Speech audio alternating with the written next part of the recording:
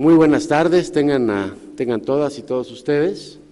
Son las 5 en punto, entonces vamos a iniciar esta mesa como parte de la continuación de los trabajos de este 8º Congreso Iberoamericano de Derecho Sanitario, y esta mesa que tiene que ver con el tema de controversias médicas y legislación en las normatividades nacionales. Recordar que el gran tema de este Congreso versa sobre el ejercicio del derecho humano a la protección de la salud, como está consagrado en muchas de las normas máximas en nuestros países de Iberoamérica. Tenemos realmente una mesa de lujo. Déjenme empezar por señalarles que mi nombre es Miguel Ángel Lezana. Yo trabajo en la Comisión Nacional de Arbitraje Médico y supongo que por eso el doctor Fajardo y la doctora Zoraida Castillo decidieron invitarme y hacerme el honor de que coordine esta mesa, dado el tema del que se trata.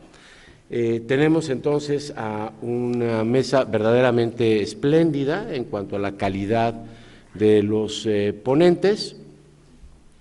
La logística pues es muy simple, cada uno de los ponentes tendrá 20 minutos para hacer su presentación, de tal manera que podamos tener al final una sesión de preguntas y respuestas, para lo cual les solicitamos que si alguien tiene el interés de hacer una pregunta o comentario, nos haga favor de levantar la mano para que nuestras compañeras y compañeros de la organización les hagan llegar unas papeletas para que ahí anoten lo que quieran comentar o lo que quieran preguntar, me lo van a hacer llegar y aquí lo vamos a ir distribuyendo en la mesa al final de las presentaciones.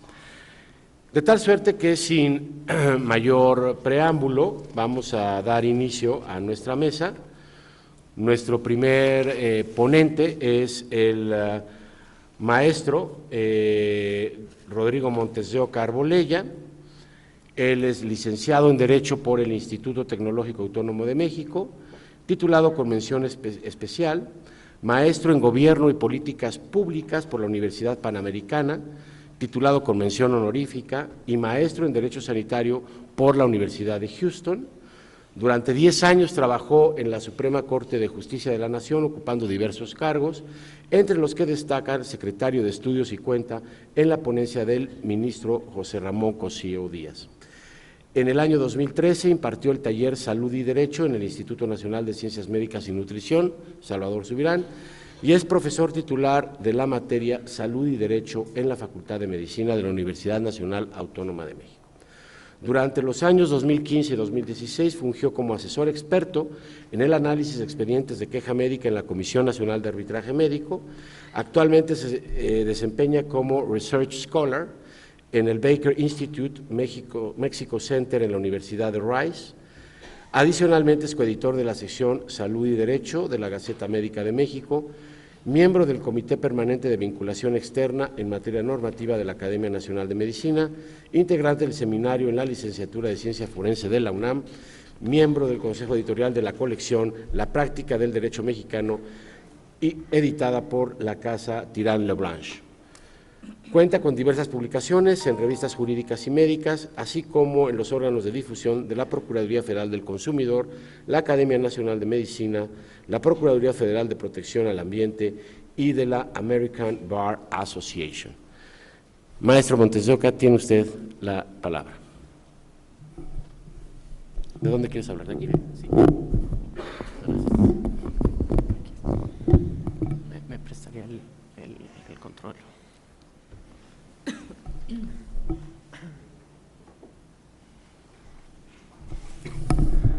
Muy buenas tardes tengan todos ustedes. Quisiera agradecer antes que nada al doctor Lezana la gentil presentación, a las instituciones convocantes, en especial a la doctora García Castillo, al doctor Germán Fajardo, la invitación para participar en este Congreso Iberoamericano de Derecho Sanitario. Sin más, sé que somos parte de la última mesa, sé que ya estamos cansados los que llegamos desde las 8 de la mañana y me gustaría ser completamente respetuoso del tiempo de mis compañeros. Somos la mesa que más integrantes tiene, entonces prometo ajustarme a los 20 minutos que me han sido designados. Para empezar, como ustedes pueden ver, el tema está acotado a la atención médica. El consentimiento informado se puede presentar en el ámbito de investigación, pero esta presentación en específico hablará sobre el consentimiento informado en la atención médica y vamos a analizar tanto la legislación vigente que hay, obviamente, en México. Perdí un poco es perfecto. La estructura de la presentación. Primero vamos a analizar brevemente cuál es el concepto del consentimiento informado. Quiero hacer una distinción aquí muy clara entre lo que es el proceso de comunicación, que es el consentimiento informado para mí, y las cartas de consentimiento informado. Generalmente encontramos que se habla indiferentemente con indiferencia, se usa tanto el término consentimiento informado y las cartas de consentimiento informado. Yo creo que como abogados debemos de hacer esta precisión para que sea todavía más claros los conceptos que buscamos explicar. Después vamos a hablar sobre el marco normativo vigente y les voy a plantear 3 dilemas que generalmente se presentan cuando uno analiza desde la parte jurisdiccional los expedientes clínicos y los asuntos de negligencia médica. Y finalmente, a manera de conclusiones, me gustaría dejarles algunas ideas, no tanto como conclusiones a toda la presentación, pero para que siembren ustedes algún tipo de curiosidad sobre este tema y que ustedes estén más como familiarizados con lo que está pasando en los tribunales de nuestro país. Hay miles de diferencias, tanto en la doctrina, como también en diferentes legislaciones de México como de otros países sobre consentimiento informado. A mí me gusta una muy simple, que es una definición que atiende más a la bioética y que creo que a veces perdemos un poco de vista. El consentimiento informado es un proceso de comunicación en el ámbito médico dirigido a facilitar a los pacientes la toma de decisiones. Creo que a veces los abogados nos empezamos a perder un poco en los requisitos que deben de tener las cartas de consentimiento informado, exigirle al profesional de la salud todos estos requisitos, el derecho a informar, la obligación de medios y al final lo que perdemos de vista es que estamos ante un proceso de comunicación. Como en todo proceso de comunicación, participa un emisor, que es un profesional de la salud, pero debe ser el profesional de la salud que va a practicar este acto médico en concreto. Eso es muy, muy importante porque ya hay decisiones de tribunales mexicanos que marcan esta parte. Luego un mensaje, ¿no? Un mensaje, qué es lo que se le está diciendo al paciente, qué es lo que se le está informando, cuál es el diagnóstico que tiene. Generalmente es la información que se le transmite, que en muchos de los casos debe ser una información amigable, libre de tecnicismos. Esto es todo lo que dice la doctrina. Cuando veamos la práctica es completamente diferente. Y un receptor de este mensaje, que generalmente es el paciente o el familiar responsable de en casos de que exista algún tipo de incapacidad, ya sea permanente o circunstancial. ¿Qué elementos se requiere para que este consentimiento sea informado? Y aquí me gustaría hablar de 4 elementos en específico. Primero, la información que se va a transmitir, cómo debe ser y qué características debe de tener. El elemento de voluntariedad, que lo vamos a analizar más adelante. El elemento de capacidad, que es muy importante para saber de qué persona vamos a recabar este consentimiento informado, y la forma de expresarlo. La información, ¿qué características debe de tener? Debe ser previa al tratamiento o intervención médica. Esto suena, la verdad, bastante lógico, ¿no? Pero generalmente en la práctica hemos encontrado que el consentimiento informado se recaba con posterioridad, sin haber ningún elemento de urgencia, ningún elemento de incapacidad, y no nos firmó el consentimiento informado. Entonces regresa esta persona, le explica los riesgos y beneficios, esto es lo que le acabamos de hacer al paciente y buscan la información. Es muy importante que sea previa, clara, precisa y comprensible. Es información que nos ayuda a nosotros a estar informados para tener la capacidad de aceptar o rechazar, en su caso, el tratamiento médico. Adaptada al caso en particular, esto va a ser Muy importante cuando analicemos uno de los dilemas, que es el uso de machotes en cartas de consentimiento informado. Generalmente lo que han hecho los tribunales del país es pasar de la lex artis, ¿no?, de la información general a cierto procedimiento, a la lex artis ad hoc.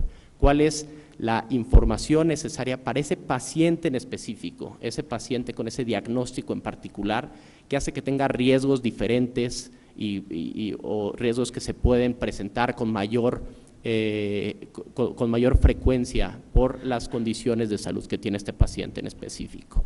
Debe ser completa, ¿no?, describiendo los beneficios y los riesgos. Y hay algo que a veces se nos escapa, que son las alternativas, ¿no? Un médico no es lo vamos a operar porque existen estos riesgos, estos beneficios, se le está exigiendo ahora que le diga cuáles son las alternativas. Es usted puede optar por la cirugía o puede optar por un tratamiento farmacológico. La voluntariedad, aquí no me gustaría detenerme mucho, pero es lo que los abogados decimos, que la persona cuando da el consentimiento informado debe ser sin vicios de la voluntad, que no tenga ningún tipo de presiones, ¿no?, por parte de la familia, que no tenga o sea, que sea el paciente, fundado en su derecho a la autodeterminación, quien decida si se le va a practicar este procedimiento o no. El paciente debe ser capaz de comprender la información, como ya les decía, para aceptar o rechazar este tratamiento y conocer las alternativas. La capacidad, y aquí vamos a ver cuando entramos en los dilemas, esto yo creo que es de las características que más desarrollo está teniendo jurisprudencialmente, tanto en México como en otros países. Tenemos, para empezar, una incapacidad legal, que en este caso tendría que estar nombrado su representante legal. La incapacidad circunstancial, que es la que se presenta en un caso de urgencias, cuando no hay el tiempo para pedir el consentimiento informado al paciente, o al representante legal o a un familiar cercano. Imaginemos un caso de un accidente automovilístico, que llegan los servicios paramédicos, rescatan al paciente, se lo llevan a la servicio de urgencias, el paciente va sin acompañantes, no hay todavía ningún familiar identificado, porque tal vez no sabemos ni quién es el paciente que tenemos ahí. Ahí la legislación se ocupa de que en este caso el consentimiento lo deben de tomar los doctores, siempre y cuando quede debidamente asentado en el expediente médico. Obviamente puede ser, la legislación exige que sean 2 doctores los que tengan este consenso en el diagnóstico, pero en el caso de que haya un solo médico, obviamente la legislación presenta esta excepción. Y este es el punto ahorita más relevante, los menores de edad, ¿no? ¿Qué pasa con los menores de edad? Se les debe de preguntar si están de acuerdo o no están de acuerdo, y hay un criterio de la Suprema Corte que marca que cuando el menor tiene la capacidad, estamos hablando de menores de alrededor de 12 años, no fija una edad en específico, pero sí nos habla de la característica que debe tener este menor. Si el menor tiene la madurez, obviamente analizado, en este caso por un doctor, por un especialista, o es evidente que tenga esta madurez para comprender el alcance del acto médico, se le debe de preguntar su opinión. Y obviamente los padres son los que entregan el consentimiento informado. Este es un criterio reciente que salió en años, hace pocos años, pero es muy importante porque debe de constar también en el expediente clínico que se le preguntó al menor si estaba de acuerdo o no con el acto médico. Aquí únicamente se le está pidiendo la opinión, lo que en el ámbito de investigación le llaman el asentimiento. Pero analizando legislaciones de otros países, encontré una sentencia de Sudáfrica que ya tuvo algún tipo de consecuencias y plasmada en la legislación, donde es el menor que tiene que otorgar el consentimiento y son los padres los que otorgan el asentimiento. El asunto que se está esperando, por lo menos a los que nos gustan estos temas, es qué pasa cuando hay contradicciones entre el asentimiento del menor, en el caso mexicano, con el consentimiento que dicen los padres. Y esa determinación obviamente se tomará por los tribunales. Pasamos a la forma de expresarlo, generalmente, y si no hay un requisito legal, no nos vamos a pasar obviamente en firmando cartas de consentimiento informado, que se consiente oralmente, pero obviamente por escrito, reuniendo los requisitos legales, como las cartas de consentimiento informado, y es a lo que vamos ahorita. Obviamente no los voy a marear ni les voy a poner aquí a leer los artículos de cuál es la legislación vigente, pero en la columna que ustedes tienen en su izquierda encontramos algunos instrumentos normativos que han sido nombrados por en presentaciones pasadas, que no son todavía vinculantes porque no tienen la fuerza de un tratado internacional en México, pero sí marcan ciertos principios y directrices a los cuales se debe estar enfocando la legislación de nuestro país. Tenemos la Declaración de Lisboa sobre los derechos del paciente, la Declaración Universal sobre Bioética y Derechos Humanos, que nos comentaba la maestra Saru Guattari, que aunque tiene un aspecto enfocado a la investigación, al igual que el Convenio de Oviedo, hay ciertas definiciones sobre consentimiento informado que se podrían también aplicar al ámbito de la atención médica. Y por parte de la normativa, aquí, a diferencia de las otras materias que hemos analizado a lo largo del día, donde nos hablan de una dispersión normativa, de lagunas jurídicas, yo creo que aquí sí tenemos un andamiaje jurídico completo, ¿no? Tenemos una mención sobre el consentimiento informado en la distinta jerarquía normativa que los otros dos abogados. Tenemos la Constitución, y ahorita esto se los voy a explicar cuál ha sido la interpretación de la Corte muy brevemente. La Ley General de Salud tiene algunas cuestiones sobre autorización, usan otro lenguaje, pero sí marcan al consentimiento informado. En el Reglamento de Prestación de Servicios de Atención Médica tenemos artículos específicos, ahorita vamos a ver uno. Tenemos una NOM de expediente clínico donde tiene diversos artículos donde dice cuáles son los requisitos mínimos de las cartas de consentimiento informado y cuáles son los procedimientos a los cuales se obliga a contar con una carta. Brevemente repasando esta normativa, tenemos hasta arriba la Constitución Política y aquí tenemos algo fundamental, ¿no? Nuestro artículo primero, que nos habla sobre la dignidad humana y la autonomía de la persona, y aquí es donde la Corte ha interpretado el derecho a la autodeterminación de las personas, base para el consentimiento informado, para el proceso de comunicación y para las cartas de consentimiento informado. Tenemos también un componente de derecho a la protección a la salud, muy importante en nuestro artículo cuarto.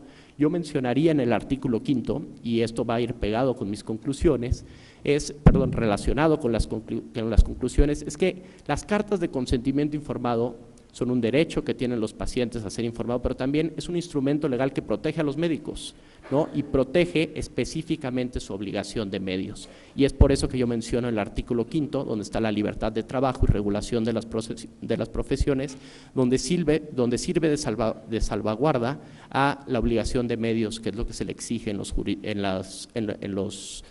en el ámbito jurisdiccional a los médicos. Tenemos un derecho al acceso a la información, que no me gustaría meterme, que es un tema más de expediente clínico, que es donde están estas cartas de consentimiento informado, y un derecho de petición en casos de que hay hospitales públicos, hay un expediente clínico y hay que solicitar a la autoridad el conocimiento de estos expedientes clínicos, que va a ser materia de otras intervenciones.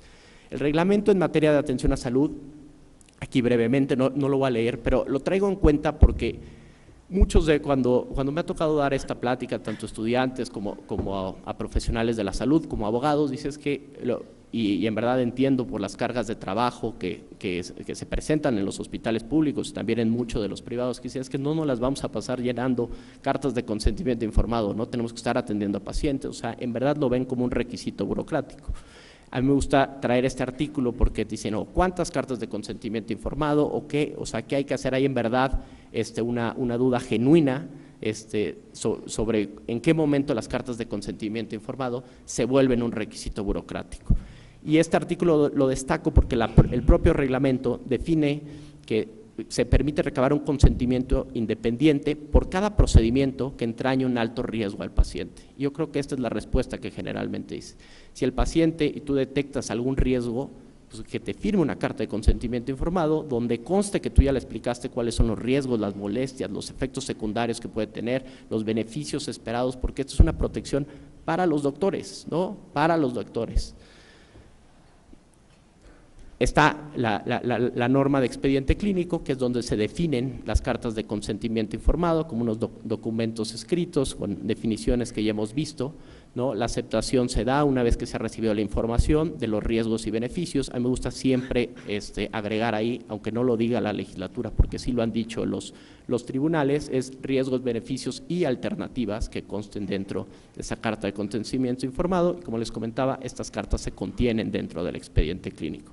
Hay una parte que yo creo que se exige cuando en el reglamento de investigación es que generalmente ahí sí hay un artículo en concreto que dice que se le debe de dar por duplicado al paciente o en este caso a la persona que va a ser el sujeto de investigación una copia de la carta de consentimiento informado, que debe ser con duplicado, una se lo queda el profesional de la salud o el investigador y otra al paciente. En la atención médica no hay ese requisito en el ámbito médico, pero yo creo que sería muy conveniente que estas cartas se dieran por duplicado. Y ahorita también les voy a decir exactamente por qué. El contenido mínimo, esto viene en la NOM, ustedes lo pueden consultar, destaco de aquí que debe venir cuál es el acto autorizado, la explicación del mismo, los riesgos, lo que hemos comentado, una autorización de urgencias, el nombre completo, el nombre y firma de quien proporciona la información, que es muy importante y les digo, y volvemos al mismo proceso de comunicación, que sea la persona que va a practicar este acto médico, nombre y firma de 2 testigos.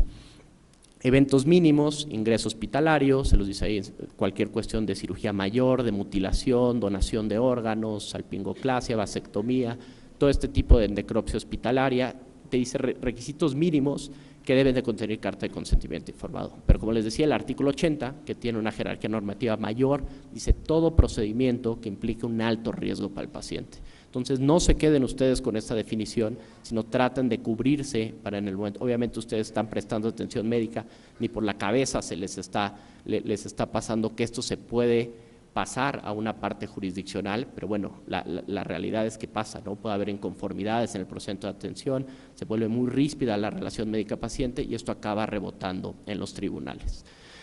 ¿Cuáles son los dilemas? Y me gusta y me detengo rápido a leer esta parte porque de la experiencia tanto en la Corte como en la CONAMED encontramos ciertas frases como sagradas que ponían dentro de estos machotes, que era: autorizo a los médicos del hospital X para que efectúen la intervención quirúrgica necesarias para el alivio o curación de mi padecimiento, en la inteligencia de que no desconozco los riesgos a que quedo sujeto por el procedimiento quirúrgico y anestésico. Tan, se acabó ahí, fírmele, tal, eso venía acompañado del ingreso hospitalario y pensaban que esto era el escudo para lo que pase cualquier acto médico dentro del hospital. Entonces, se va, esto es una cuestión de litigio, pero sí nos firmó una carta de consentimiento informado que para empezar se tiene que ir al expediente clínico, ¿dónde está la carta de consentimiento informado? Y al final, obviamente el juzgador decía, ¿pero qué le hicieron al paciente? No, si uno lee esta redacción general, pudo haber sido desde una diálisis, una cirugía mayor, un procedimiento anestésico, o sea, puede ser cualquier tipo de cuestión y no lo dice. Obviamente estas cosas, y lo han dicho los tribunales, no sirven para absolutamente nada, ¿no? Hay cartas de consentimiento generales, ya se ha dicho, han quedado superadas, o sea, sí puede haber cierta carta estándar, pero por lo menos donde viene el acto autorizado y una breve explicación, pues debe haber como un campo en blanco donde se debe ser llenado. Sí.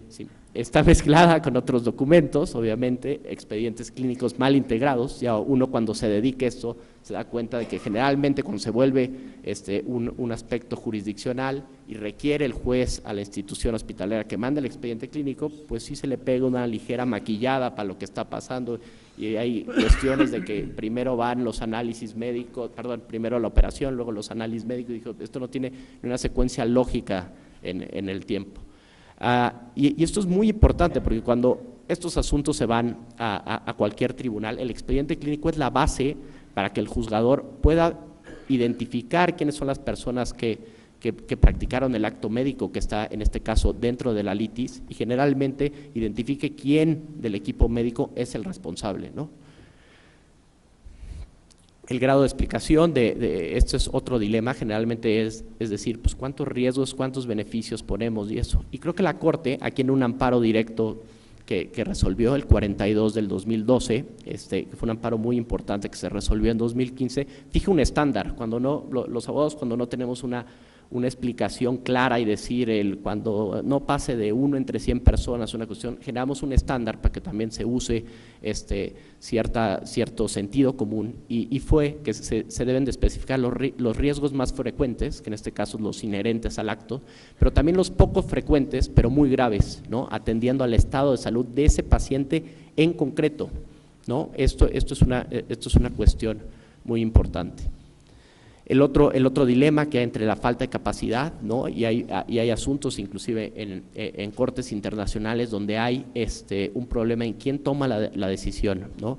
Porque aquí hay cuestiones, generalmente el Código Civil claramente dice los grados de consanguinidad, quién va a tomar la decisión, dice primer grado, segundo grado, tercer, cuarto, pero hay veces que se encuentran personas que tienen el mismo grado consanguíneo tomando la decisión de un tercero. Imaginemos al papá que ya está en cuidados paliativos, se quiere decidir si se continúa con los tratamientos, con los tratamientos terapéuticos, o se va uno para curativos, o se decide suspender absolutamente todo, y son dos hermanos los que están en conflicto, porque se presenta, porque aparte uno ya cuando se escapa un poco de la doctrina y eso y conoce la realidad, también hay situaciones patrimoniales de por medio, ¿no? Si uno se empapa más de los hechos que están pasando atrás, puede haber procedimientos sucesorios o cuestiones que se están peleando más. Entonces, esto es muy importante. Las conclusiones, y muy brevemente, y con esto concluyo, a mí me gusta abordar el consentimiento informado porque creo que esto lo refleja muy bien, que difícilmente encontramos un tema en el que la práctica se aleje tanto de la teoría y las normas. A diferencia de los temas que hemos analizado, aquí sí tenemos una normativa que es clara, o por lo menos nos da una base para actuar claramente. Pero lo que vemos es que la teoría se aleja completamente de lo que pasa en la práctica. ¿Qué pasa? Esto hay un desconocimiento, yo creo que grave por parte de los profesionales de la salud sobre la normativa básica que deben de tener. Todavía hay una visión de paternalismo médico, obviamente unas cargas de trabajo que es imposible cumplir con toda esta normativa por las cargas de trabajo que se les exigen específicamente en los hospitales públicos. Y finalmente, me gusta decir que las cartas de consentimiento informado son una excelente herramienta jurídica para proteger la obligación de medios de los médicos con su firma, porque el paciente asume los riesgos inherentes al acto médico. Creo que esto ameritaba una explicación un poco más concreta, pero por cuestiones de tiempo aquí concluyo mi presentación. Muchas gracias.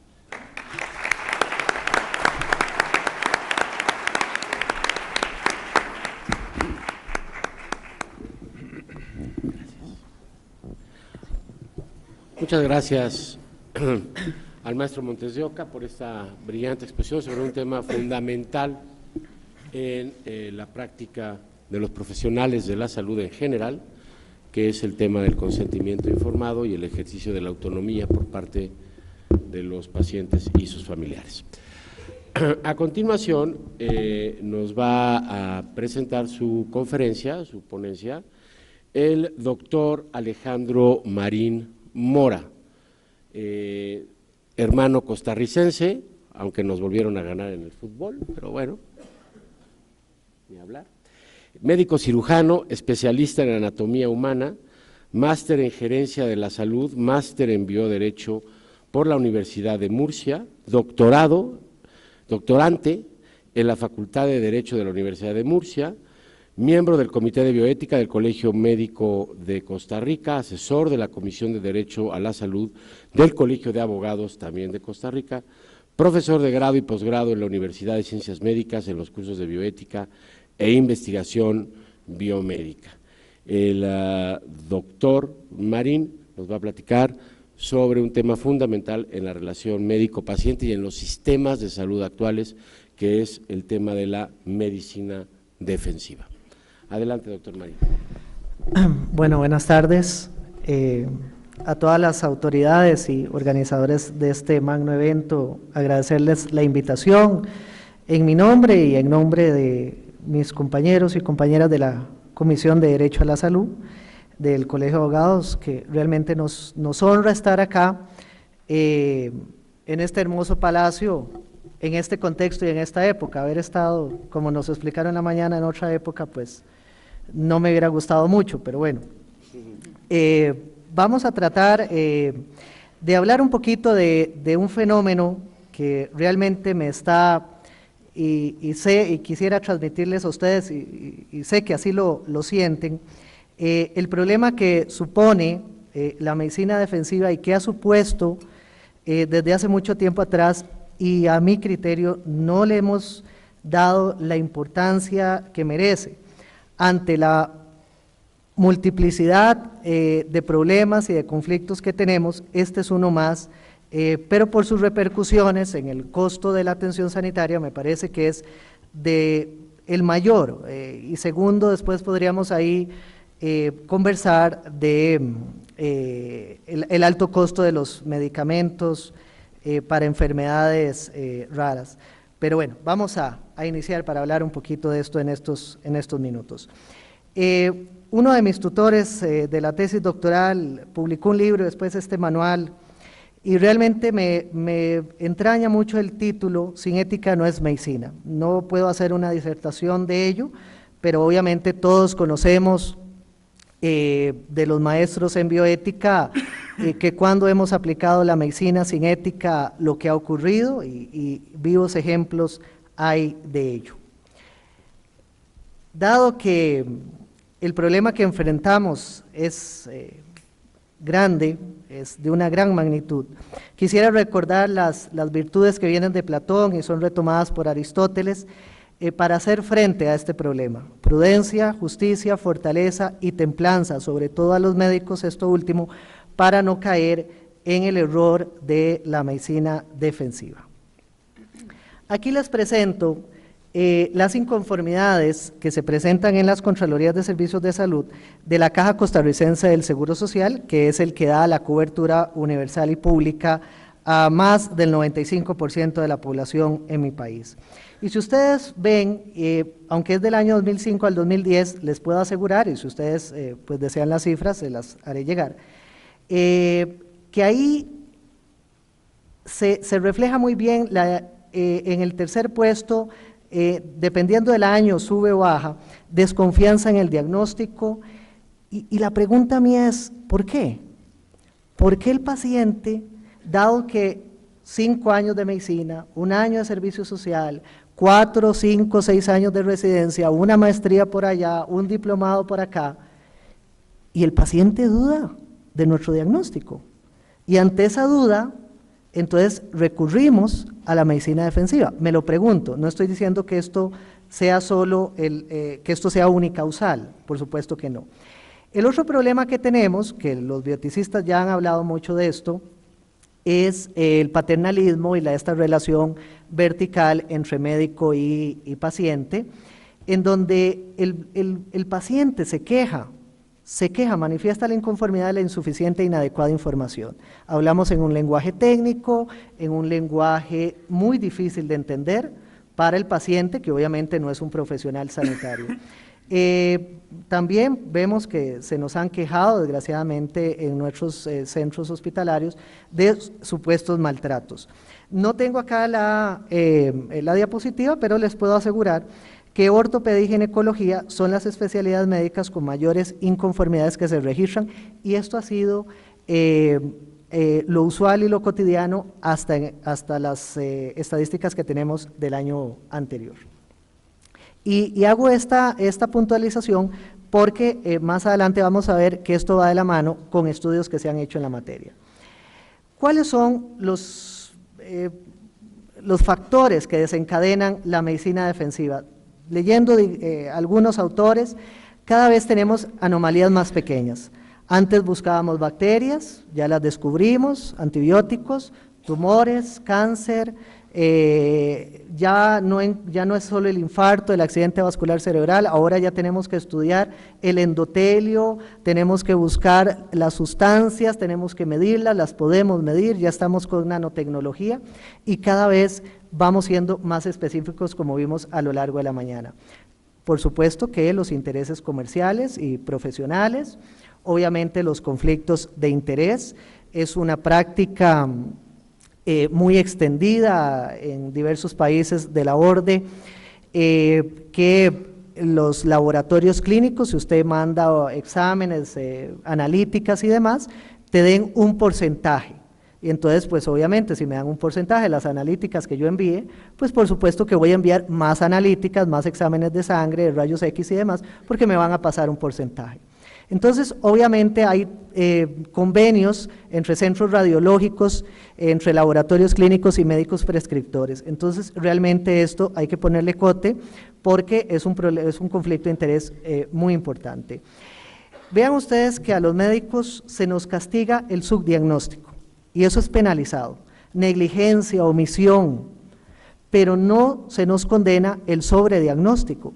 Y mi pregunta, cuando yo leo esto, es ¿cómo poder decirle a los médicos que estamos sobrediagnosticando? Sobre un diagnóstico otro y otro y otro, cada vez más específico. Y son tantas preenfermedades y precondiciones y enfermedades que vamos sumando, entonces vamos poniendo etiquetas al paciente. Entonces, esto realmente se nos convierte en un problema, pero ¿cómo valorarlo? Es el interrogante. Tendría que venir un comité de expertos a analizar los expedientes para ver si mi paciente está sobrediagnosticado, sobremedicado, por supuesto que sí. Y por supuesto, siempre la premisa de que entre más mejor, y ese médico me trata más, y porque me mandó la última resonancia con emisión de positrones, y me mandó el TAC helicoidal, y entonces aquello salió normal, y sí, igual esperábamos que saliera normal, pero descartamos, era solo para descartar. Mandar el hemograma solo a ver qué sale, ¿verdad? Entonces, pensar que más es mejor realmente nos puede acarrear muchos problemas, sobre todo para la seguridad social. Como ya se ha reconocido, y lo sabemos, que realmente la medicina defensiva es un problema en todos los servicios sanitarios, tanto públicos como privados. Y vean ustedes que este problema ya tiene sus años. Este problema data del 78, cuando se acuña por primera vez en un texto el término medicina defensiva, ¿verdad? Como aquello que ya conocemos bien, la definición, el propósito de evitar demandas por mala práctica.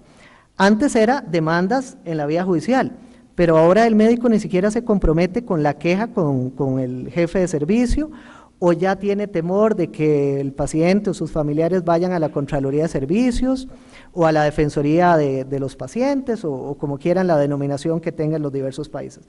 Entonces, ante la resistencia y evitar un problema administrativo, que se quejen de mí, entonces, y me baje la cuota, obviamente, entonces mejor le prescribo aquello que el paciente quiera. Y entonces empezamos con la sobremedicación, las interacciones medicamentosas, y por supuesto ni hablar de los exámenes. Como les he venido diciendo, hay diversos estudios que revelan que el problema es serio si hablamos de economía en salud. Y no es porque sea un gasto, es porque podemos utilizar esta inversión en otras prioridades en salud. Podemos utilizar estos dineros para construir más centros, para una atención oportuna, para reducir las listas de espera. Entonces vean ustedes cómo diversos estudios lo localizan por ahí o aproximado al 3% del gasto en sanidad. Y algunos estudios llegan a decir que en Estados Unidos representa hasta un 26% del gasto total sanitario que se nos escapa en medicina defensiva. Por ejemplo, en Galicia se estima el costo hasta en 300 millones anuales. Estados Unidos, diversos estudios lo arrojan el dato entre el 5 y el 9%. Y en Italia se llega a estimar hasta en un 14% del gasto total de atención médica, 10.000 millones de euros, el 0.7 del producto del PIB. Entonces, mi pregunta es, ¿cuánto podríamos nosotros mejorar la salud de nuestros pacientes si destináramos esta inversión a otras prioridades? Diabetes, infarto, accidentes de tránsito, medicina preventiva, rectoría en salud, listas de espera, que es uno de los grandes problemas que vivimos en Costa Rica. España, 2012, si hablamos del número de porcentajes de médicos y médicas que admiten en diversas encuestas, los datos nos dicen que entre el 60 y el 80 o más % de los médicos admiten hacer una medicina defensiva. Y yo creo que cuando hablamos de una reconceptualización de la relación médico-paciente, creo que este no es el camino cuando tenemos que replantearnos, horizontalizar, mayor participación ciudadana, democratización sanitaria. Creo que este no es el camino. Los datos de México, que se han hecho diversas encuestas, se las voy a mostrar, revelan también datos muy parecidos a los españoles, en donde un 61% refiere hacer una práctica de medicina defensiva. El último estudio que hizo la Asociación Aragonesa de Psiquiatría revela que el 65% de los médicos entrevistados reconoce hacer una práctica porque considera que la relación médico-paciente ha sufrido procesos de judicialización. No me voy a detener con los estudios que nacen en este país, porque realmente ustedes los conocen al dedo. En el primero de ellos, medicina defensiva y el impacto en las instituciones sanitarias, se practicaron 182 encuestas. 76% de los médicos refirieron practicar algún tipo de medicina defensiva. En el segundo estudio, 246 encuestas, 72% de los encuestados refirió a hacer práctica de medicina defensiva. Vean cómo los porcentajes se mantienen tanto en España como en México. Otro estudio hecho acá en este hermoso país, 87 médicos, es una entrevista que se le hace a 87 médicos de familia, 92% refirió a algún tipo de medicina defensiva.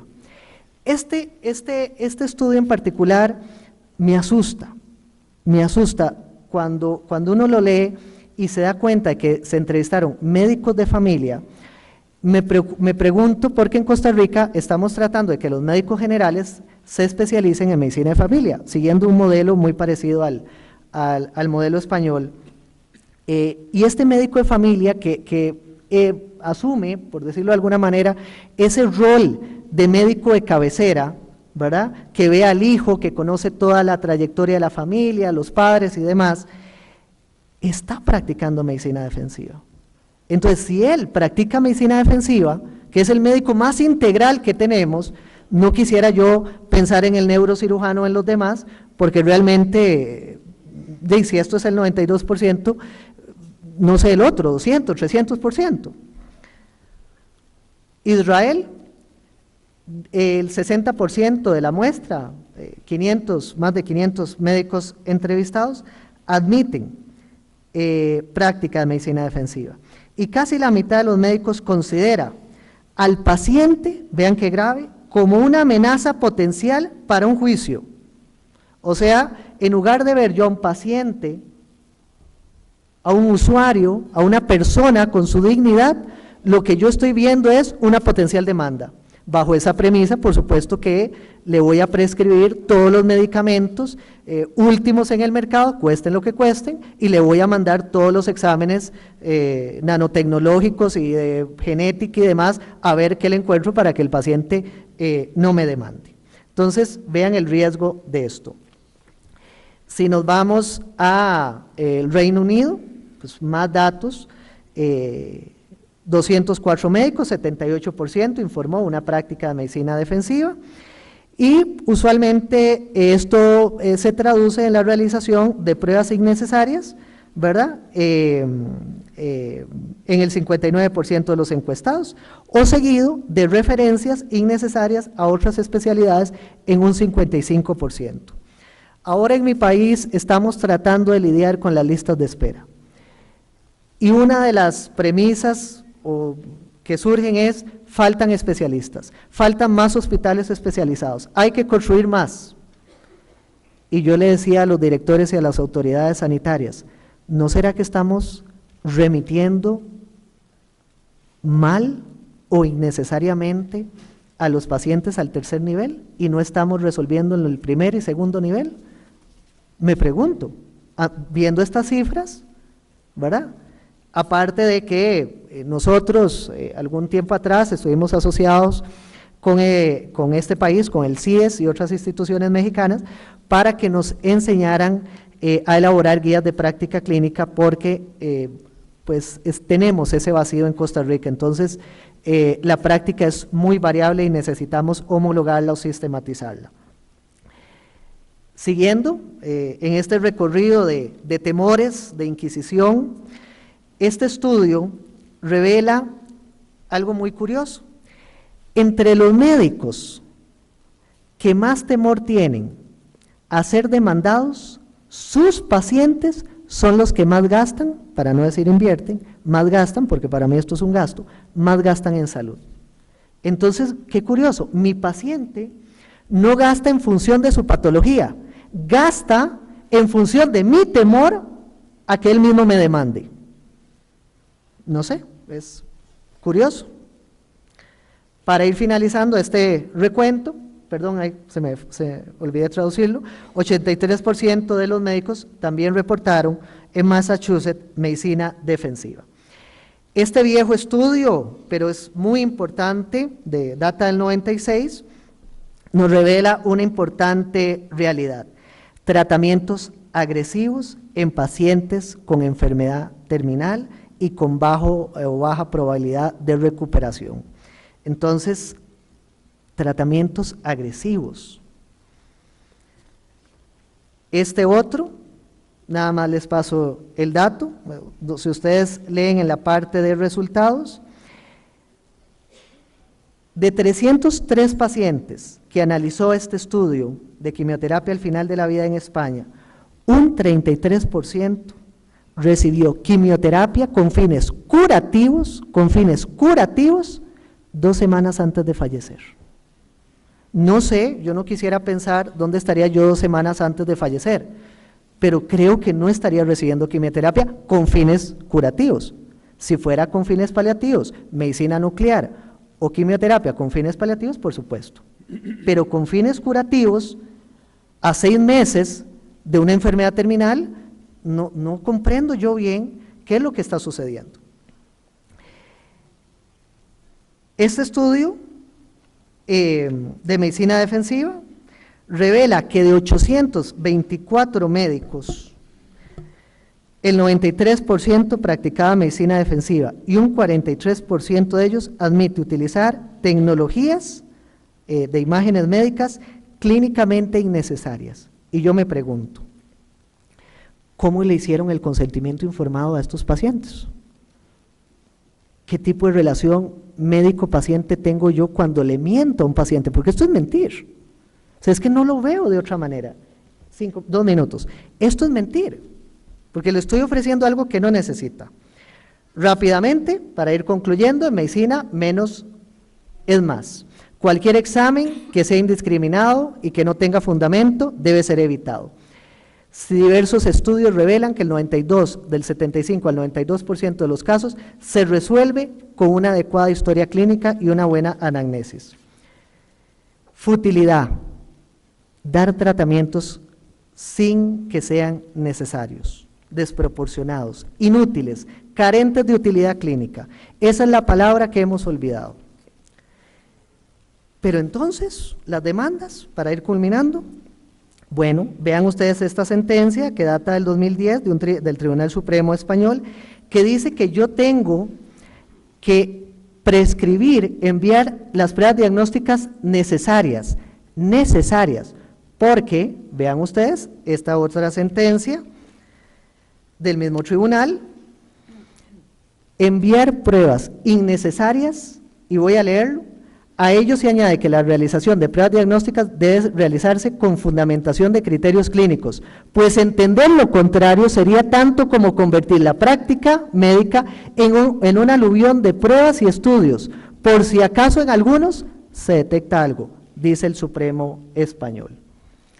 Y para culminar, en este estudio, donde le preguntan a los médicos cómo ven ellos los problemas al 2020, vean cuál aparece de tercero: un deterioro de la relación médico-paciente. Concluyo con la cita de Santiago Ramón y Cajal y dejo algunas soluciones para el periodo de preguntas. Gracias.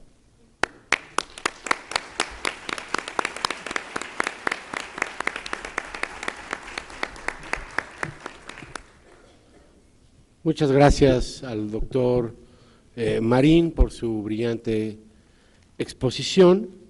Estoy seguro que estos 2 temas ya deben haber despertado algunas inquietudes para que vayan preparando sus preguntas hacia el final. Les recuerdo la dinámica: si alguien tiene una pregunta o un comentario, nos hace favor de levantar la mano y nuestros compañeros del comité de organización pasarán para entregarles unas papeletas a fin de que anoten este comentario o esta pregunta. Pasaremos ahora con la tercera de nuestros ponentes en esta mesa, que se trata de la doctora Mariana Moredu Gilabert. Ella es licenciada en Derecho, egresada del Instituto Tecnológico Autónomo de México, el ITAM, y doctora en Derecho por la Universidad Nacional Autónoma de México. Ha sido secretaria de Acuerdos de Juzgado, de Distrito y Tribunal Colegiado, ambos en materia administrativa. En 1995 ingresó a la Suprema Corte de Justicia de la Nación como secretaria de Estudio y Cuenta de la ministra Olga Sánchez Cordero y posteriormente con el ministro Luis María Aguilar Morales. En 2010 fue nombrada magistrada del Tribunal Federal de Conciliación y Arbitraje como representante del Gobierno Federal. A partir de abril de 2013 se desempeña como magistrada del Tribunal Federal de Justicia Administrativa, titular de la tercera ponencia de la Quinta Sala Regional Metropolitana. Ha impartido cursos de amparo en el ITAM y ha participado en diversas publicaciones como coautora, tales como El Nuevo Juicio de Amparo y la Constitución Política de los Estados Unidos Mexicanos, comentada, publicado por Tirán Blanche, y autora del libro Regulación Jurídica del Expediente Clínico Electrónico, publicado igualmente por Tirán Blanche, y por supuesto es el tema del que nos va a hablar la doctora Moredu sobre el expediente clínico electrónico vis a vis el expediente tradicional. Doctora, por favor. Muchas gracias al doctor Lezana por su presentación y muchísimas gracias al doctor Germán Fajardo y a la doctora Zoraida García por haberme considerado para participar en este importante Congreso Iberoamericano de Derecho Sanitario. Estoy muy contenta que me haya tocado exponer mi tema después de haber escuchado a mi compañero en relación al consentimiento informado y al doctor Alejandro Marín Mora respecto del tema de la relación médico-paciente, porque una vez hecho esto, ahora creo que es muy oportuno hablar de dónde se plasma toda esta relación, toda la relación que surge desde el primer momento en el que una persona se acerca a un médico porque tiene alguna dolencia o porque tiene alguna cuestión en su salud. Yo no me voy a dedicar a hablar sobre la relación médico-paciente, pero no podemos hablar o entrar al estudio del expediente clínico, ya sea tradicional o electrónico, si no hablamos efectivamente de lo que va a quedar plasmado en el expediente clínico es precisamente esta relación, es decir, todas las acciones, todas las medidas, todas las condiciones que toma en cuenta un médico deben quedar plasmadas en este expediente clínico. El expediente clínico en México lo encontramos regulado en la NOM 004, ese es el tradicional, y tenemos también la NOM 024, SSA 3 2012, bueno, no les voy a decir todos los nombres y esto, pero bueno, la realidad es que estas NOMs, la primera, la NOM 004, es la que establece todos los requisitos que debe cumplir un expediente clínico. ¿Cuál es el objeto de la NOM 004? Bueno, pues según lo que define la propia norma es fijar los criterios éticos, científicos, tecnológicos y administrativos obligatorios para la elaboración, conservación, propiedad, titularidad y confidencialidad del expediente clínico, para reincidir en la calidad de los registros médicos, así como de los servicios de salud y sus resultados. También busca promover la cultura de la calidad, permitiendo y fomentando los usos médicos jurídicos de enseñanza, investigación, evaluación y administrativo estadístico del expediente clínico. Con esto, esta disposición evidentemente es aplicable al expediente clínico tradicional y al expediente clínico electrónico. Si bien decimos que hay una NOM que se refiere al expediente clínico electrónico, la realidad es que no es así. La NOM 024 en realidad lo que hace es regular los sistemas informáticos en los que van a operar una serie de programas para que los hospitales, los médicos, puedan ingresar toda la información concreta de un paciente.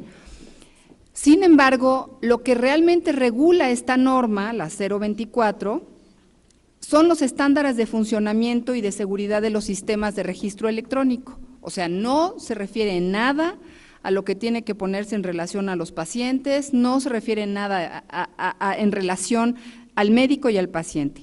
Va dirigido a las instituciones, o más bien a los prestadores del servicio del expediente clínico electrónico. Como ustedes saben, en México no existe un expediente clínico electrónico único, sino que las distintas dependencias de salud o instituciones de salud tienen sistemas distintos. ¿Qué es lo que se trató de hacer con esta NOM? Bueno, lo que se trató de hacer fue que tuvieran más o menos las mismas características para que pudiera intercambiarse información, para que pudiera haber intercomunicación e interoperabilidad entre las distintas instituciones y hospitales y médicos, y que la información del paciente fuera muchísimo más fácilmente accesible. Pero aquí hay que detenernos antes, esto es como una visión general de lo que podemos entender como el expediente clínico convencional y el expediente clínico electrónico. Pero antes de irme a las particularidades del segundo, que es realmente respecto del cual me hicieron favor de invitarme para que habláramos con ustedes, creo que es muy importante hablar de las cuestiones que realmente le dan trascendencia al expediente clínico como tal, como documento, como registro del paciente, como registro de la relación médico-paciente. Y lo primero que tenemos que decir es que en México tenemos un verdadero problema en la legislación en relación al expediente clínico. La primera es que la Ley General de Salud no establece como una obligación general para todos los prestadores del servicio de salud el llevar un expediente clínico.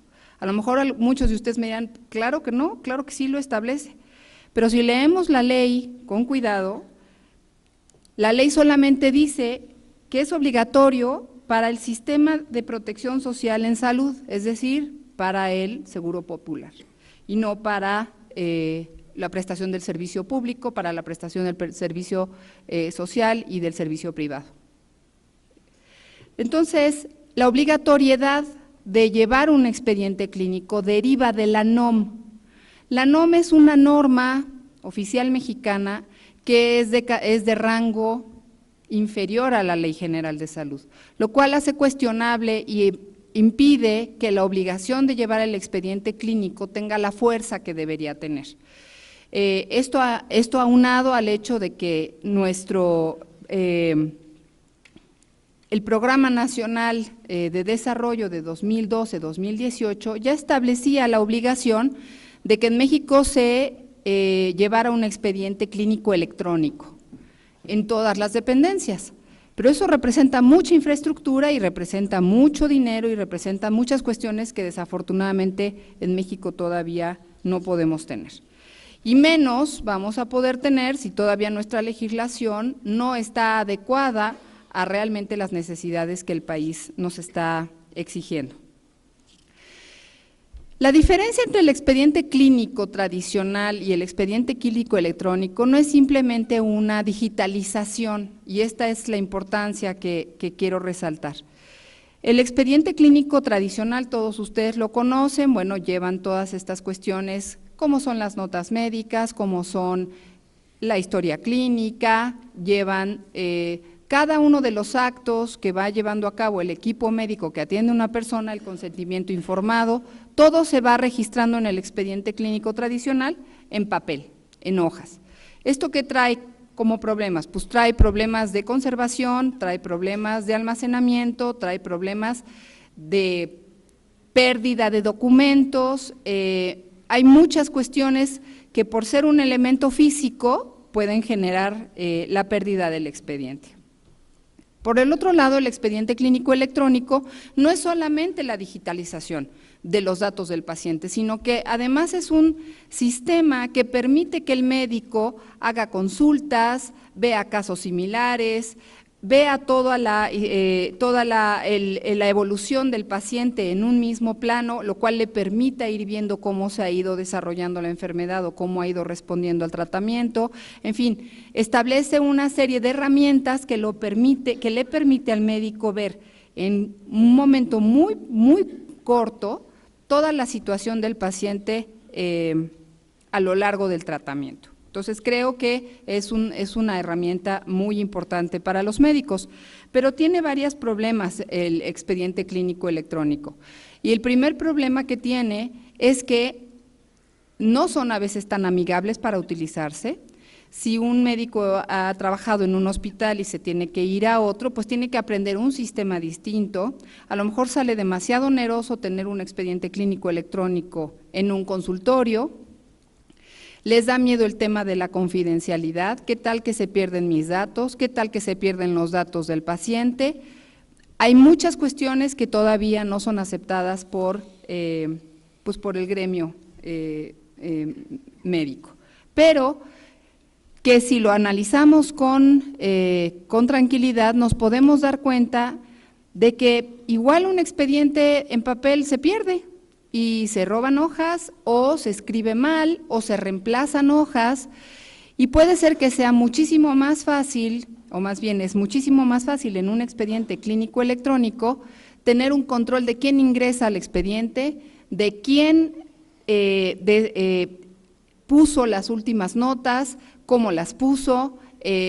¿Por qué? Porque hay métodos de seguridad que permiten identificar exactamente a la persona que ingresó en este expediente clínico electrónico y que hizo anotaciones o que tomó decisiones en relación al paciente. Sin embargo, tampoco el expediente clínico electrónico es obligatorio. Como les decía, si bien está en el Plan Nacional de Desarrollo, pues todavía no se ha logrado implementar de una manera integral. La realidad es que si realmente queremos llegar a tener un sistema de salud universal, necesitamos tener un expediente clínico electrónico realmente único. ¿Qué es lo que pasa?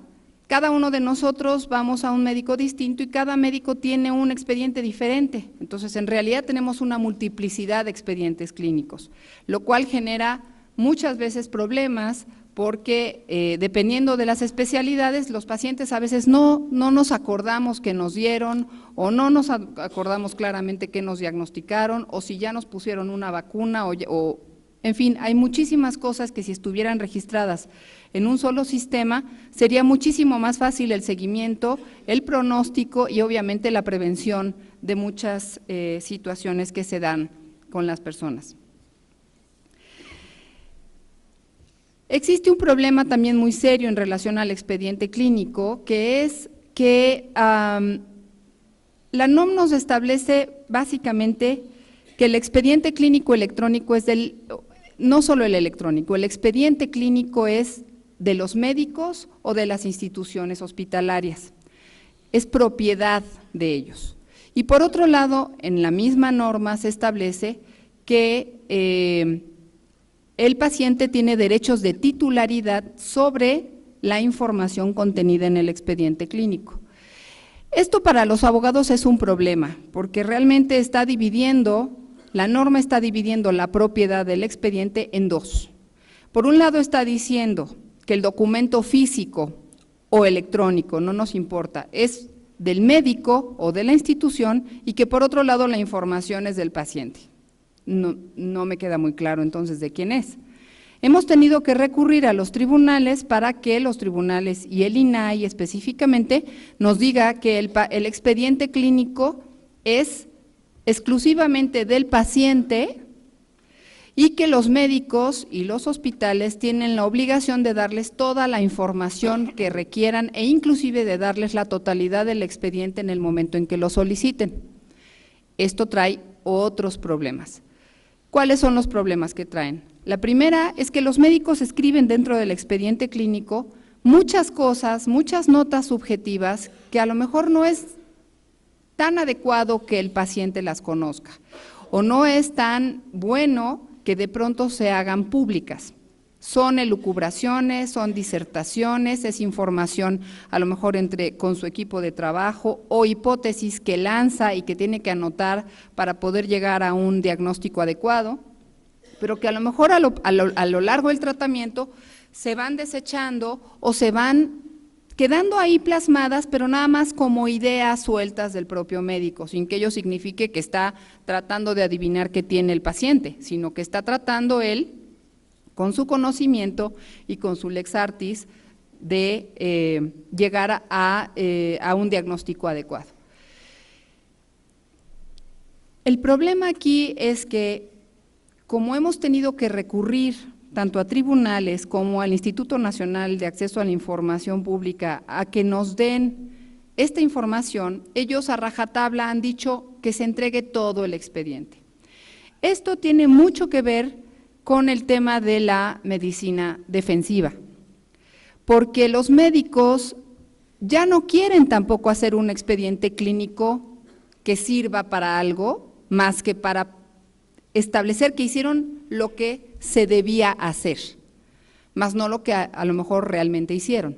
¿Por qué? Porque les da miedo precisamente que cuando el expediente se tenga que volver público o se los pida un órgano jurisdiccional o el propio paciente, se vean amenazados a través de una demanda o a través de algún otro tipo de consecuencia. En México no están reguladas las notas médicas y creo que es muy importante que nuestra legislación tome en cuenta que los médicos tienen derechos respecto del expediente clínico, más allá de si el expediente es del paciente o es del médico o es de la institución, la realidad es que las tres partes tienen derechos respecto del expediente clínico, porque los hospitales ingresan documentación relativa a la administración de su expediente en relación a ese paciente. El médico va ingresando todas sus notas y el paciente da toda su información. Entonces, en realidad, todos tienen información ahí que les pertenece. Entonces, sería muchísimo más fácil, sería muchísimo mejor que estableciéramos a través de nuestra legislación cuáles son los derechos que le asisten a cada una de las partes que intervienen en la creación de un expediente clínico, en vez de estar tratando de definir de quién es el expediente clínico. Partamos de que es del paciente, pero también partamos de que los médicos tienen derechos respecto a la información que ahí se asienta, porque también ahí se establecen muchas de las, su práctica y su conocimiento. Entonces, creo que debería haber en México la posibilidad de que el médico tuviera una especie de derecho de restricción respecto de alguna o de cierta información contenida en el expediente, siempre y cuando esto fuera de una manera fundada y motivada, que realmente justificara ante el juez, ante la familia, ante las autoridades correspondientes, que no es lo más adecuado que el paciente lea X o Y circunstancia. Y pongo un ejemplo, llega un paciente con ustedes, les dice, viene con alguna cuestión, pensemos hepática, ustedes le preguntan si bebe alcohol y él les dice que no, pero ustedes perciben un aliento alcohólico y lo anotan.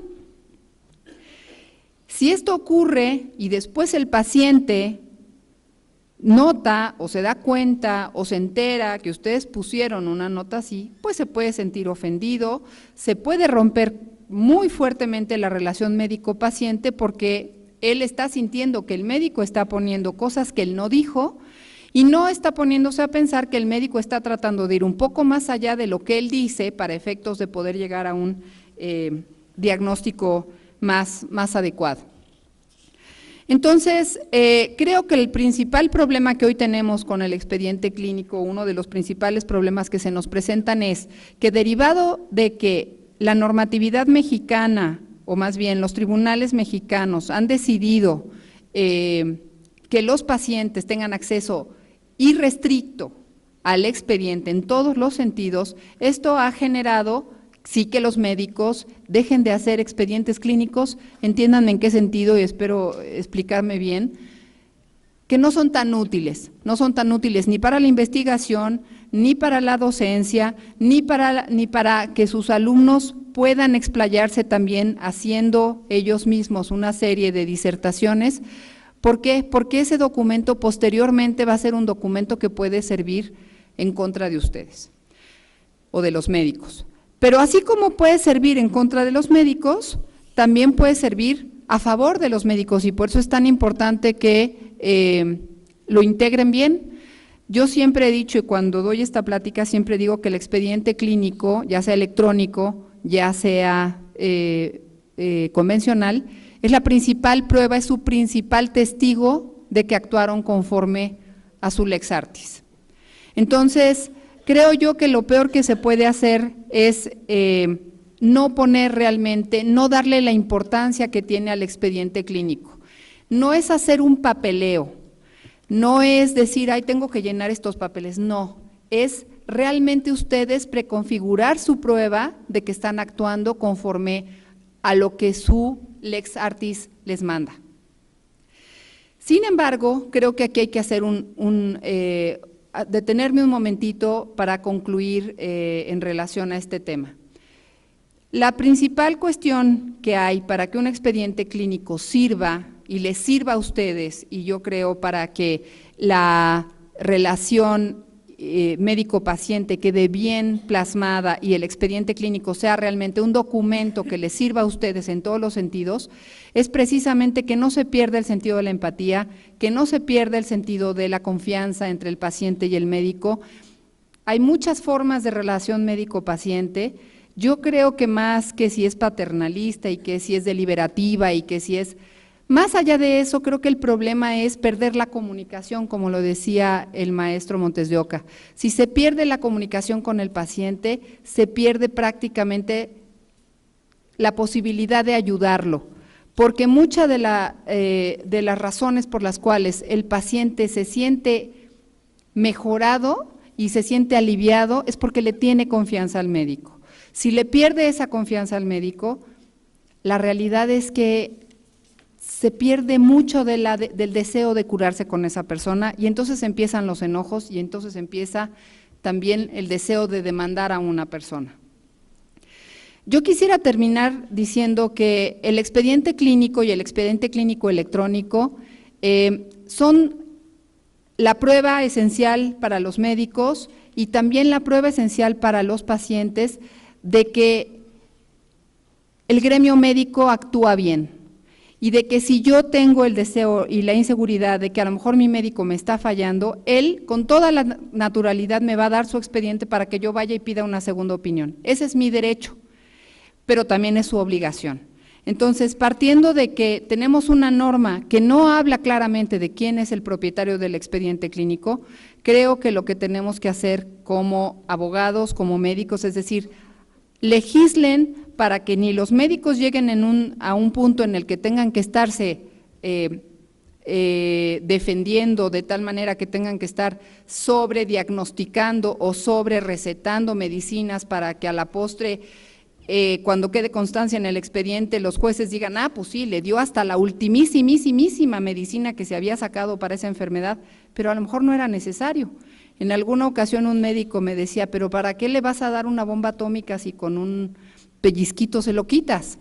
Pues creo que es eso, creo que es esta situación en la que a veces uno llega exigiendo también a los médicos con desconocimiento, porque además ahora con el acceso que tenemos a la información, todos vamos y nos metemos al Vademecum y todos vamos y nos metemos a la red a ver qué significa lo que nos dijo el médico y lo desautorizamos. Creo que la peor cosa que podemos hacer es desautorizar al propio médico que nosotros elegimos para que nos tratara y de esa forma empezar a generar en él una desconfianza que a la postre lo único que va a hacer es que no podamos tener una relación médico-paciente sana.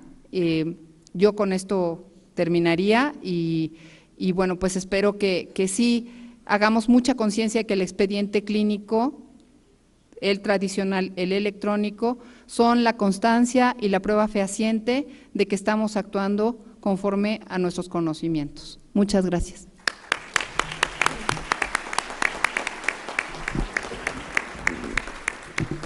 Muchísimas gracias a la doctora Moredu por su excelente disertación.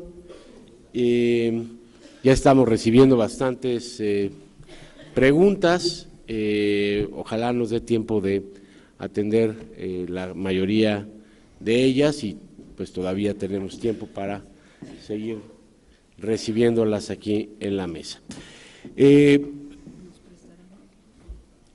Sí, aquí está.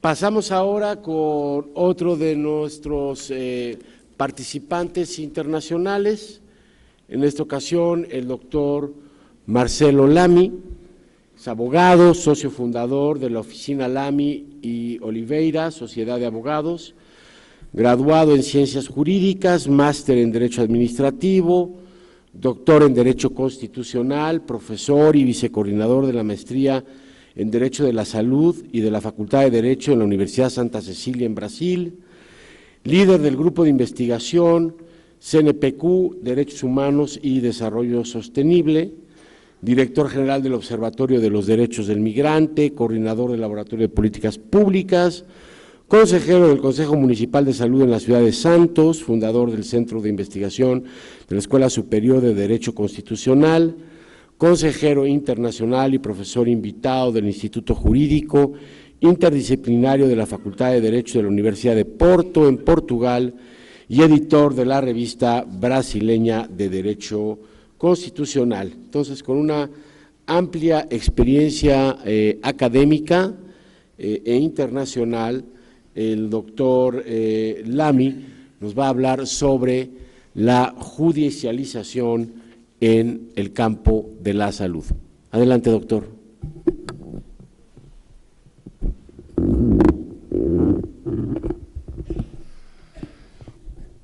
Buenas tardes y buenas noches, ¿no? Y después de tantas horas, tengo que empezar agradeciendo primero a Dr. Germán, presidente del Congreso, doutora Zoraide, Dr. Joaquim Cayon, o Conselho Diretivo de la Rede, por la oportunidade para mim de representar minha universidade, representar os pesquisadores que vieram comigo e dizer que ao Dr. Miguel Ángel Lezana que haga sem cerimônia o corte de meu tempo, porque não sei se vou cumprir. Tenho 20 minutos, pero minha investigação sobre o tema de judicialização da saúde é uma investigação que comecei há 2 anos e então tenho muitos aspectos que me gostaria de falar, mas vou fazer um corte para dizer que o fenômeno da judicialização, em minha impressão, em meu país, é uma reação algo que se dice no tema deste congresso, que é estado de arte do direito da saúde. O estado de arte do direito da saúde em meu país é o estado precário. E frente ao estado precário, surge o fenômeno da judicialização. Uma reação de los cidadãos que não têm mais paciência, não têm mais o que esperar, não querem mais pensar que o direito da saúde é um programa, é uma utopia, é algo para o futuro. Nossos cidadãos perdemos o tempo, de lutar e hoje impacientes com a saúde, impacientes com o drama da pobreza em nosso país, impacientes com o descaso do Estado com a saúde, sacamos as armas da democracia. As armas da democracia que são a correr ao poder judicial. Então, em meu país, em 2014, teníamos en tramitación en nuestro país cerca de 400.000 acciones judiciales tratando el tema de derecho de la salud. 2014. En 2015, el número de la judicialización en nuestro país quedó en 900.000. En un año, más que el doble del número. En 2016, el último número que tenemos, llegamos a 1.5 millones de acciones. Entonces, cada año que pasa, el fenómeno de judicialización en mi tierra es más impresionante. No se puede estudiar este tema de una manera fácil. Son muchos aspectos a llevar en consideración. Podría ser un corte que hizo el doctor Rodrigo sobre solo la judicialización del consentimiento informado. Podría ser un corte do que trató el doctor Alejandro sobre la relación médico-paciente y la judicialización. Y teníamos, piensen que un corte, por ejemplo, sobre el uso de las medicinas. Si tengo o no tengo el fornecimiento de medicinas. Solo este tema, a judicialización en nuestro país, representa 300.000 acciones. Entonces, el fenómeno de judicialización en nuestra tierra es un furacón, es una avalanche que tiene que estudiar con cariño, con cuidado, con los diversos aspectos, las varias facetas. Y hoy voy a hablar de una de ellas apenas. Entonces, la judicialización como reacción a este estado precario del derecho de la salud, la judicialización como una medicina para el estado precario del derecho de la salud. Entonces, no es posible decir si el Estado es omiso, sea el legislativo, sea el ejecutivo. Hay que tener algún poder que el ciudadano pueda bater en la puerta y ¿qué hago? Tengo que tener este derecho. ¿No? La judicialización sobre este aspecto, no sobre el aspecto que el doctor Hernando comentó por la mañana, que la judicialización como mal, como la procura, la busca de lo judiciario solo para la advocacia perniciosa, quer dizer, no esto, como un fenómeno de judicialización, un fenómeno de reacción.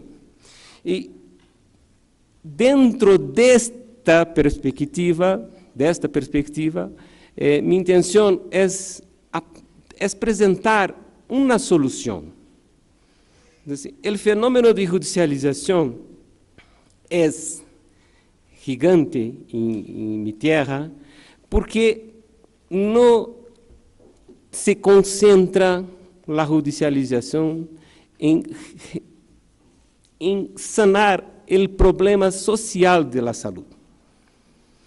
La concentración de las acciones judiciales en tramitación son para la defensa de los derechos individuales de la salud y no de los derechos colectivos, de los derechos de la colectividad, de las políticas públicas. Las políticas públicas no se consigue, no es posible judicializar este problema en el Brasil. Es muy difícil que una acción judicial en Brasil camine para la discusión de la política pública de salud.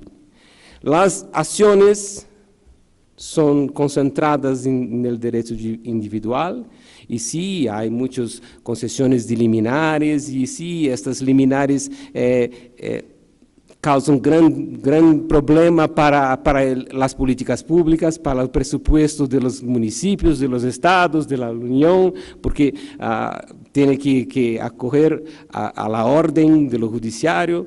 Esto sí sucede. Pero quando empiezas uma ação de caráter coletivo, raras vezes o judiciário dá resultado, dá acolhimento, dá resposta a este tipo de ações. Então, minha proposta é dizer como deve ser o atuar judicial diante da judicialização. Para isto, vou passar rapidamente alguns pressupostos que são necessários para entender minha proposta. Minha proposta parte de um primeiro pressuposto, que a saúde depende dos determinantes sociais e dos determinantes ambientais. E dou alguns exemplos. Por exemplo, a prática de atividades físicas e deportivas, que em nossas cidades cada vez mais somos sedentários, cada vez mais vamos de coche à la esquina, cada vez mais temos desculpas para não fazer práticas físicas. Mas as práticas físicas são o quarto fator de risco para a mortalidade. Estamos falando de 3,2 milhões de mortes precoces por o sedentarismo. O infarto representa 30% de las causas de infarto, de derrame, câncer 21 a 25, de diabetes e assim por delante. A saúde depende também de condições laborais decentes. No mundo, a estimativa da Organização Mundial da Saúde é que os transtornos mentais graves representam cerca de 10% dos trabalhadores e os menores, que são a ansiedade, a depressão, representam 30%. Ou seja, 40% de nós temos transtornos mentais, temos uma saúde debilitada porque nossas condições, nossas eleições de vida são precárias. E muitas vezes também não são eleições nossas, né? São imposições do ambiente social. Só no Brasil, para que tenham um exemplo, a terceira causa de auxílio, enfermidade e invalidez, jubilação por invalidez, é os transtornos mentais. Quer dizer, que tipo de labores, que tipo de trabalho hicimos para nós outros. A saúde depende dos determinantes. O controle de los contaminantes do aire, o inimigo invisível da saúde, nós não os percebemos, né? Porque é algo que não está em nossos olhos, acostumbramos com o humo, que hacemos com isto, com contaminantes do aire? As fábricas de los automóveis, a ausência de áreas verdes para que os gases, os particulados não nos atinjam. Assim, representam 14% das causas de câncer, das obstruções pulmonares 9%, dos derrames 25%, dos infartos 24%, da asma. Primeiro pressuposto, então, depois desses exemplos, temos que ter claro que a saúde depende de questões sociais e ambientais que não são com paracetamol que vamos a curar. São ações públicas que vão a curar. E isto constrói o segundo pressuposto. A saúde coletiva tem que ser buscada com políticas públicas. O professor Fernando Haiti, por la manhã, falava sobre a necessidade de entender as políticas públicas como garantia de los direitos, como uma garantia prática do direito da saúde. E se a saúde há que se buscar com ações de transformação de nossa forma de viver, de nosso estilo ou forma de viver, como falavam por la manhã também. Terceiro pressuposto, nós outros vivimos e queremos um Estado democrático, um Estado de direito. Portanto, temos que recordar que as normas legislativas, parlamentares, a lei em sentido formal, há que se dar valor. No Brasil, veio este dado para mim, quando estudei este tema, para mim foi um choque, não sei, porque 48 políticas vigentes em nosso país de saúde. Há rol, há uma lista de las políticas que hizo o próprio Ministério da Saúde em uma portaria dizendo quais são as políticas de saúde, não outras políticas públicas que atingem a saúde.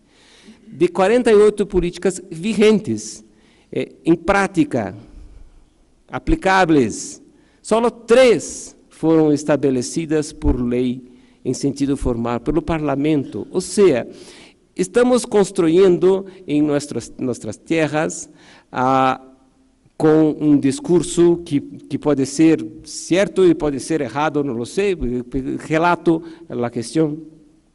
Um discurso que